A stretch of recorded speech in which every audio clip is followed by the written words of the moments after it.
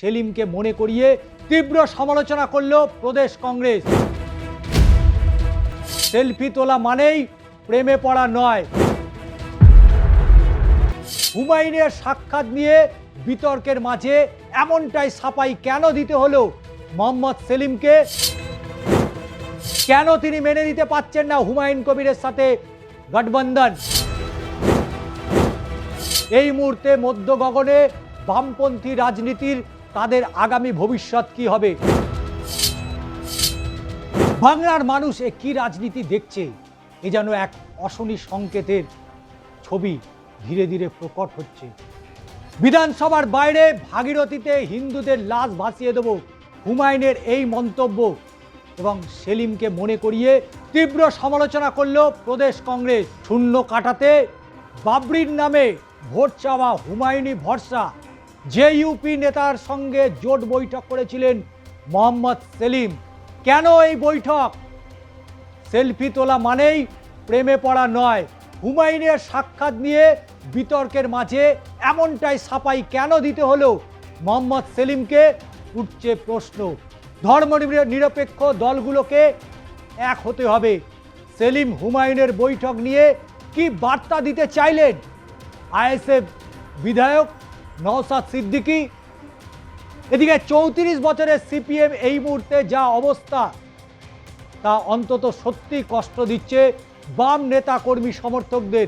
প্রয়াত মুখ্যমন্ত্রী বুদ্ধদেব ভট্টাচার্য থেকে জ্যোতি বসু, নিরুপম সেন, তারা যদি আজ বেঁচে থাকতেন দলের এই সার্বিক অবস্থা দেখে হয়তো গলায় দড়ি দিতে হতো আলিমুদ্দিন স্ট্রিটে।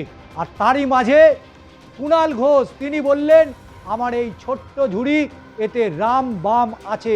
হুমায়ুন সেলিমের সাক্ষাৎ নিয়ে প্যারোডি করতে ছাড়েনি কুণাল ঘোষ।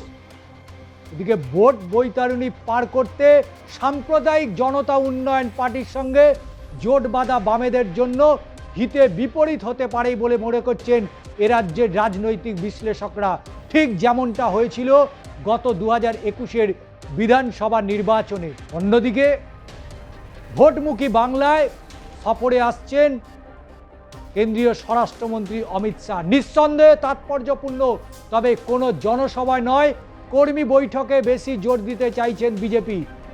পরীক্ষার মরশুম, নবীন পর শাহ এসে কর্মী সভা করবেন এবং মূলত দুটি জেলাতে এই গুরুত্বপূর্ণ সাংগঠনিক বৈঠক রয়েছে। একটি বারাসাত অর্থাৎ উত্তর 24 পরগনা এবং উত্তরবঙ্গের শিলিগুড়ি। এবং অবশ্যই দেখতে থাকুন এই ভিডিও, কেমন লাগছে অবশ্যই জানাবেন এবং ভিডিওটি সম্পূর্ণ দেখুন, আপনার মতামত দিন। হুমায়ুন সেলিমের জোট বৈঠক নিয়ে জোর চর্চা এখন সর্বত্র। শূন্য গেরো কাটাতে ধর্মনিরপেক্ষ বামেরা বাবরির নামে ভোট চাওয়া হুমায়ুনের কবিরের হাত ধরেই রক্ষা পেতে চাইছে। এই ইস্যুতে এবার মুখ খুলেছেন ভাঙড়ের বিধায়ক তথা আইএসএফ নেতা নওশাদ সিদ্দিকী। ইঙ্গিতে বুঝিয়ে দিলেন শুধুমাত্র ধর্মনিরপেক্ষ দলগুলোকেই একজোট হতে হবে। তাহলে তিনি তার পাশাপাশি কি বার্তা দিচ্ছেন? 2021 সালের বিধানসভা নির্বাচনে বামেদের হাত ধরেছিল নওশাদের আইএসএফ। তাতে বামেদের ভাগ্যে সিকে না ছিঁড়লেও লাভবান হয়েছিল নওশাদ সিদ্দিকীর সেই নতুন জন্ম নেওয়া দল। ভাঙড় আসনে তৃণমূলকে পেছনে ফেলে জিতলেন আইএসএফ। আসন্ন বিধানসভা নির্বাচনেও বামেদের সঙ্গে হাত মিলিয়ে লড়তে চাইছে আইএসএফের নওশাদ সিদ্দিকীরা। ইতিমধ্যেই একাধিকবার আলিমুদ্দিনে গিয়ে জোট প্রসঙ্গে সেরেছেন তিনি, কিন্তু তার কতটা ফলপ্রসূ হয়েছে সেই তথ্য এখনও স্পষ্ট নয়। আদৌ বাম এবং আইএসএফের জোট হবে কিনা তাও স্পষ্ট নেই। এরই মাঝে কলকাতার একটি হোটেলে জনতার উন্নয়নের পার্টি হুমায়ুন কবিরের সাথে রুদ্ধদ্বার বৈঠক করেছিলেন মোহাম্মদ সেলিম, সিপিএমের রাজ্য সম্পাদক।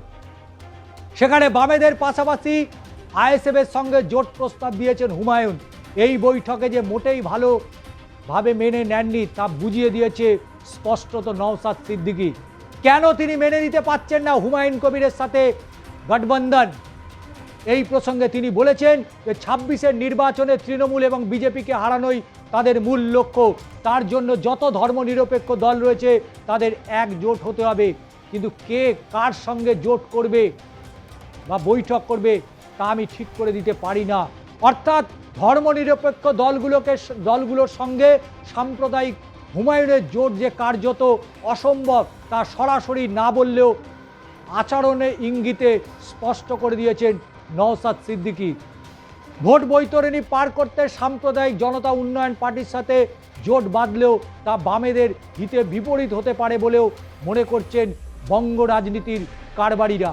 তাই স্বাভাবিকভাবেই অনেকগুলো প্রশ্ন উঠে আসছে ২৬-এর বিধানসভা নির্বাচনের আগে, যে নির্বাচনকে কেন্দ্র করে ইতিমধ্যেই সেলিম এবং হুমায়ুনের সাক্ষাৎ প্রসঙ্গে ফরওয়ার্ড ব্লক নেতা নরেন চট্টোপাধ্যায় বলে দিয়েছেন সাম্প্রদায়িক মনোভাবাপন্ন কারোর সঙ্গে একেবারেই জোট নয়, এককভাবে সিপিএমের সিদ্ধান্ত হবে না। আর আরএসপিতেও ক্ষুব্ধ দলের রাজ্য সম্পাদক তপন হোরের প্রতিক্রিয়া, হুমায়ুনের সঙ্গে বামপন্থীদের আলোচনা এটা অবাঞ্ছিত ঘটনা, এই ধরনের আলোচনা অনুচিত, আমরা তার তীব্র প্রতিবাদ জানাচ্ছি। তাহলে মোহাম্মদ সেলিম কার অনুমতি নিয়ে গিয়েছিল হুমায়ুন কবিরের সাথে বৈঠক করতে? ২৬-এর ভোটের আগে নয়া রাজনৈতিক সমীকরণ নিয়ে এই মুহূর্তে চর্চা বঙ্গ রাজনীতিতে। তৃণমূলের থেকে বহিষ্কৃত জনতা উন্নয়ন পার্টির প্রতিষ্ঠাতা হুমায়ুন কবিরের সাথে সিপিএমের এই দহরম মহরম, যা নিয়ে ইতিমধ্যেই জোর চর্চা শুরু হয়েছে। তবে সেই চর্চার পরেও মোহাম্মদ সেলিম কিন্তু ১৮০ ডিগ্রি ঘুরে গিয়েছে। তবে আইএসএফ, কংগ্রেস স্রেফ হুমায়ুন কবিরদের সঙ্গে জোট গড়েছেন লাল পার্টি, তবে কংগ্রেস আইএসএফ এখনও স্পষ্ট নয়। এই সব নিয়ে হাজারো প্রশ্নের মাঝে সেলিম হুমায়ুনের এই সাক্ষাতে তীব্র অসন্তোষ দেখিয়েছেন বাম শরিক মহলগুলো। ফরওয়ার্ড ব্লক, আরএসপি তারা স্পষ্ট বক্তব্য, হুমায়ুনের সাথে বামপন্থীদের আলোচনা অবাঞ্ছিত ঘটনা, এই ধরনের আলোচনা একেবারেই সঠিক নয়।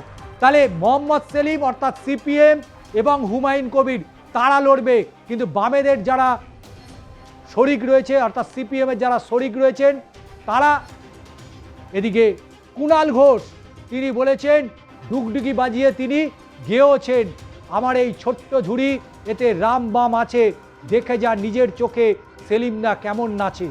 অসাধারণ অসাধারণ। অতীতে বাম কংগ্রেসের জোট নিয়ে শরিকদের কম আপত্তি ছিল না, কিন্তু তা সত্ত্বেও বড় দাদা সিপিএমের সিদ্ধান্তকে একেবারেই অস্বীকার করতে পারেনি। নিয়মরাজি হয়েই মেনে নিয়েছিল বামেদের অন্যান্য শরিক দলগুলো। ফরওয়ার্ড ব্লক অবশ্য নিজেদের শক্তিশালী গড়ে প্রার্থী দেওয়া নিয়ে দ্বন্দ্ব বহুদূর নিয়ে গিয়েছিল, কিন্তু এবার ২৬-এর বিধানসভা নির্বাচনে হঠাৎ কেন সেলিম হুমায়ুনের কাছে পৌঁছে গেল? যেভাবে ২০২১-এ নওশাদ সিদ্দিকীর কাছে পৌঁছে গিয়ে এই ব্রিগেডের ময়দানে একেবারে লাল সালুকে মুড়ে দিয়েছিল। কারণ নরেন চট্টোপাধ্যায় তিনি বারবার যেটা বলার চেষ্টা করেছে যে সাম্প্রদায়িক নিরপেক্ষ দল চাই, এবং এই প্রসঙ্গগুলো কেন উঠে আসছে ২৬-এর বিধানসভা নির্বাচনে? একদিকে যখন এসআইআর, একদিকে যখন একের পর এক দুর্নীতির ইস্যু, কিন্তু সেইগুলো এখন মধ্য গগনে নয়। এই মুহূর্তে মধ্য গগনে বামপন্থী রাজনীতির তাদের আগামী ভবিষ্যৎ কি হবে, বামপন্থীরা আগামী দিনে কোন পথে পরিচালিত হবে। একদিকে হুমায়ুন কবিরের সাথে জোট করার জন্য পা এগিয়ে রেখেছেন, অন্যদিকে আইএসএফ তারা অলরেডি আলিমুদ্দিনে পৌঁছে যাচ্ছে। এদিকে কংগ্রেস ডাঙায় বসে জল মাপছে যে ঘটনাটা ঠিক কোন দিকে যায়। যদিও কংগ্রেসের রাজ্য সভাপতি তিনি কিন্তু স্পষ্ট জানিয়ে দিয়েছেন সিপিএমের সাথে তাদের কোনো রকম জোট হবে না, কিন্তু পাশাপাশি এও তাদেরকে বলতে হচ্ছে যে দিল্লি অর্থাৎ রাহুল গান্ধী কি করেন সেটার উপর অনেকটা নির্ভর করছে। এবং এই কারণে যে পরিস্থিতি এই মুহূর্তে তৈরি হয়ে রয়েছে, আগামী দিনে এই নির্বাচন এবং সেই নির্বাচনে কোন পথে যাবে বঙ্গ রাজনীতির নৌকা। এর আগে বিরোধীদের জোট নিয়ে বারবার বহু ঘটনা ঘটেছে। আমরা দেখেছি যে ক্ষমতায় হওয়ার জন্য থাকার কারণে তৃণমূল কংগ্রেসের সাথে যেমন জোট বেঁধেছিল, তৃণমূল কংগ্রেস যেমন বিজেপির সাথে জোট বেঁধেছিল, এই সিপিএম যারা ৩৪ বছর রাজত্ব করে কংগ্রেসের কর্মী সমর্থকদের প্রতিদিন রাস্তায় ঘাটে যেখানে পেরেছে তাদেরকে মেরেছে, এবং এমন ঘটনা ঘটেছে যে ঘটনা পশ্চিমবাংলার রাজনীতির ইতিহাসে আজও স্মরণীয় হয়ে রয়েছে। সেই কংগ্রেস যে কংগ্রেসের সাথে বারবার দুবার জোট করেছে এই বঙ্গ সিপিএম। ওদিকে ডাঙায় বসে বিজেপিও খানিকটা জল মেপে নিতে চাইছে। তার কারণ হুমায়ুন কবির একদিকে কিন্তু পথ খোলা রেখেছে ভারতীয় জনতা পার্টি বিজেপির জন্য, কারণ তিনি বলে দিয়েছেন যে 148টা আসন তিনি পাচ্ছেন, আর 99টি আসন জনতা পার্টি অর্থাৎ বিজেপি তারা তার সাথে যুক্ত হয়ে বাংলার মসনদে তারাই বসতে চাইবে এবং হুমায়ুন কবির মুখ্যমন্ত্রী হবে।